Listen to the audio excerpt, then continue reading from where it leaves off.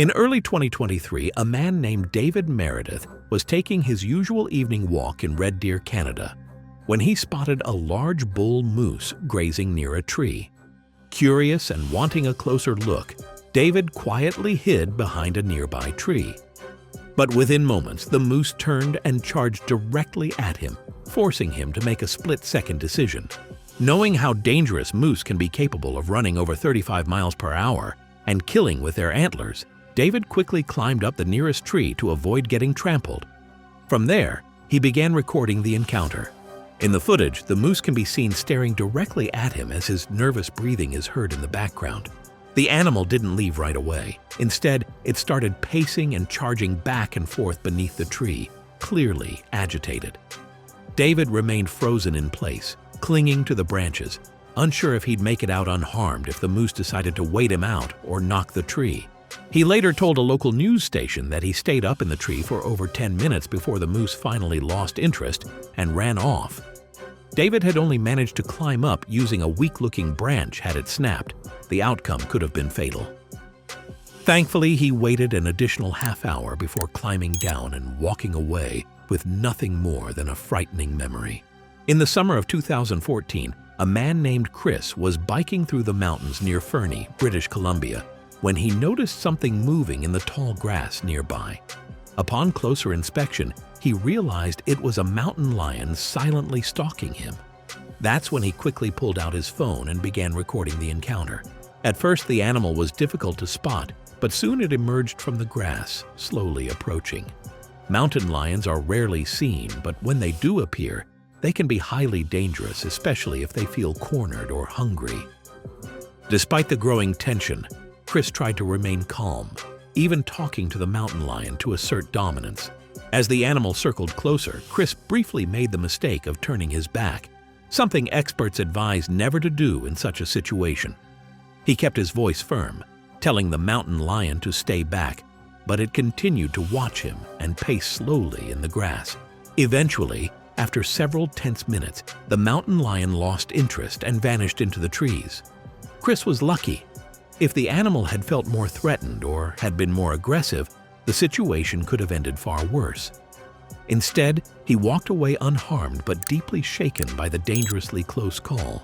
In January 2015, a group of New Zealand film students were recording outside their school at Auckland's Parnell railway station.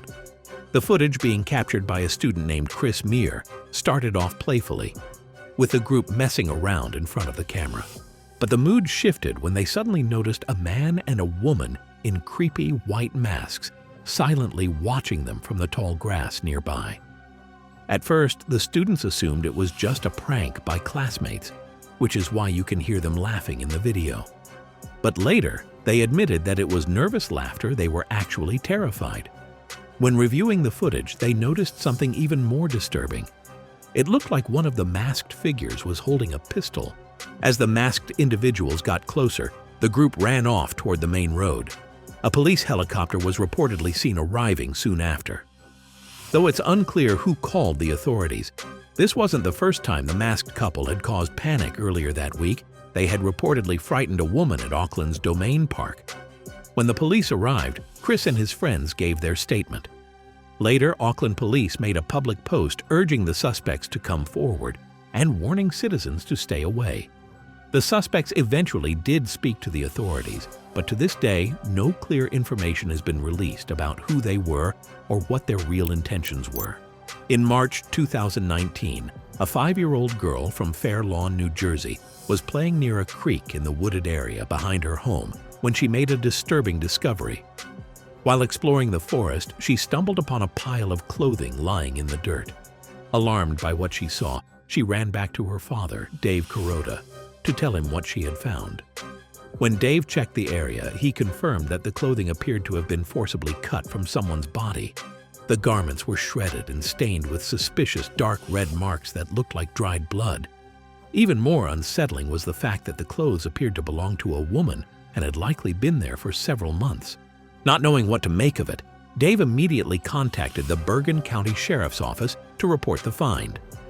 Police began asking the public if they could identify the clothing, hoping it was simply a discarded prank item. But no one came forward.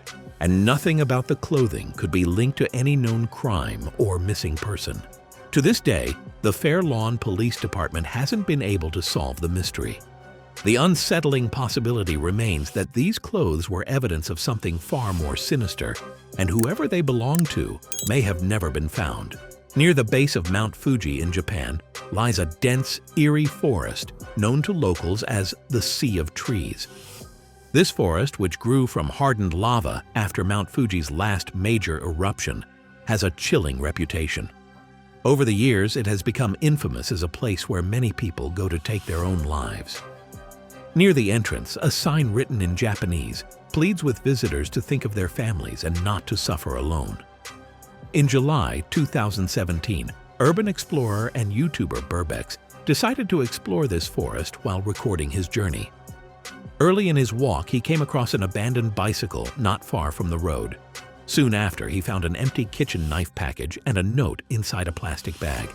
The note read, "1211, verified Fujiyosha Police Station," strongly suggesting that the items had belonged to someone who had taken their life and that the scene had already been processed by local authorities. The discovery was unsettling, and Burbex continued to explore the area with growing unease. The realization that a life had likely ended in the same spot made the silence of the forest even more haunting. Despite the Japanese government placing cameras at the forest entrance and deploying trained volunteers to help those in distress, people still continue to walk into the Sea of Trees with no intention of returning.